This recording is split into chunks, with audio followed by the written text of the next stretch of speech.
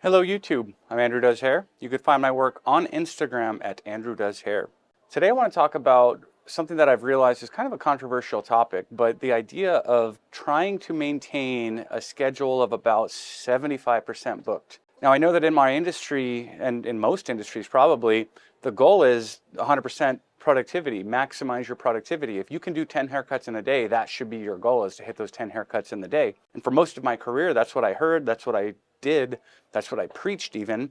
I used to tell people that you didn't deserve a price raise unless you were 105% booked. You had to be like maxed out, and then you should raise your prices.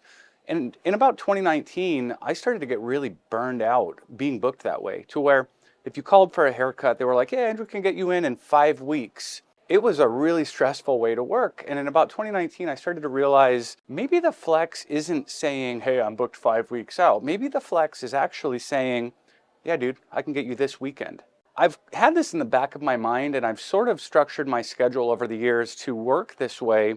But just yesterday, it came up in a conversation. I started thinking about it a lot more, and I wanted to kind of think out loud here and try to put the ideas out here, because I made a post on Instagram about this yesterday, and it was surprisingly controversial. I just posted about this idea, and I had a million people messaging me and commenting, some positive, some negative, a lot of different thoughts on the topic. And so I thought it'd be fun to kind of unpack it here, the difference between being 100% booked versus being 75% booked, and why I believe that it might be a really good idea to have 75% booked as the goal. When you are booked 100%, let's just say you can do 10 haircuts in a day. If you book 7 for that day and you have a couple openings, you look at your day and think you left money on the table. You think, "Oh, I didn't earn my full potential." It's this feeling of like, "Oh, I did it wrong," or "Something's not right." But I think it's really, really important and crucial to adjust your prices, adjust your time slots, adjust whatever you have to adjust, and adjust your lifestyle even, to where when you have 7 haircuts on a 10 haircut on a day when you can do 10 haircuts,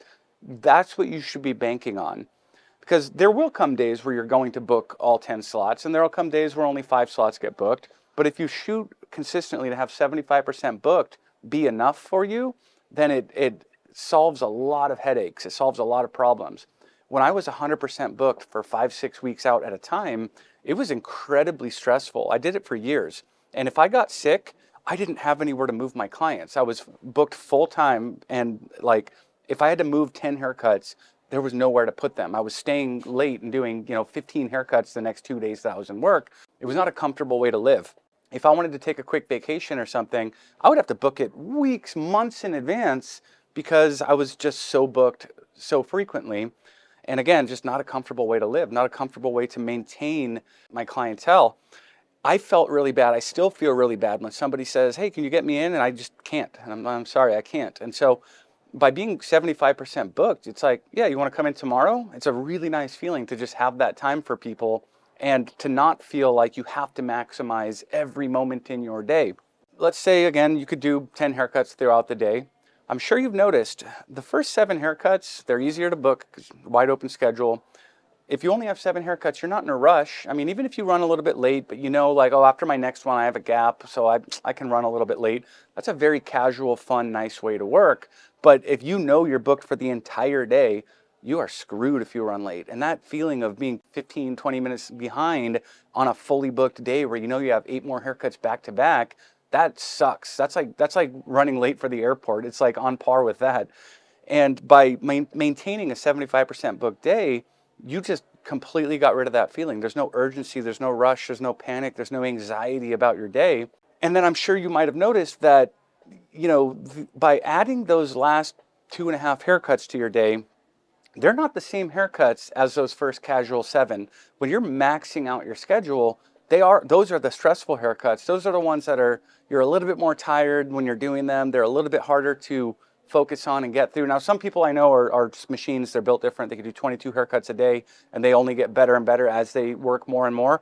But I know for myself that I think I have like an 11 haircut max. Like no matter how much time I have in the day, if I do an 11th haircut, that's not a haircut I want to sell. It's not my best work. When you maintain a 75% booked day, the haircuts that you're leaving out, so to speak, are not your best haircuts anyways. Those are the haircuts that push you over the edge to redline your engine. it's like maintaining a cruising speed that you can do long-term comfortably. 75% booked is easy. 100% booked, now suddenly there's weight, there's stress. You're redlining the whole way. And I know, like, you're leaving money on the table with those couple of appointments open, but structure things and arrange things to a point where when your day is 75% booked, it's enough money for you. Don't set your life up in a way where if you don't have a 100% booked day, you're not going to make your bills. If you did that, sell the car and go buy a beater. Like, you got to do something different. If you need 100% of your book to be full for you to get by, that's a scary way to live, in my opinion. I know that if I stay 75% booked, I'm making more than enough money. I'm good. People, sometimes will ask, like, why do you charge so much for a haircut? The reason is so I can fit you in easily. If you want a haircut today, I've got time as soon as I'm done recording this video. And again, that to me is the flex. Like, yes, I can get you in, but it's going to cost a little more. I used to believe that a price raise was only justified after you were completely fully booked. But I'll go back to the red line analogy. It's like if you get your engine revved all the way up to the red, and then only then can you shift gears, that engine's not going to last very long. For years, I was trying to keep my book super full, super stacked, super packed, because I felt like then I could justify, sorry I had to raise my prices, but I was super duper duper booked and stressed. And it's like, why do I have to be on the verge of a mental breakdown before the prices change or adjust? It's like the prices should change and adjust before you get stressed to prevent you from getting stressed. So all of this said, right now with my work in California, I'm not following these rules because I'm only there a couple days a month. And so I am 115% booked while I'm there. I work from the time I wake up to the time I go to sleep, but that's because I only have a very limited time there at the moment. However, here in Tennessee, I'm going to make it a point. I always want to have time for you. I always want to have time for anybody who needs to get in.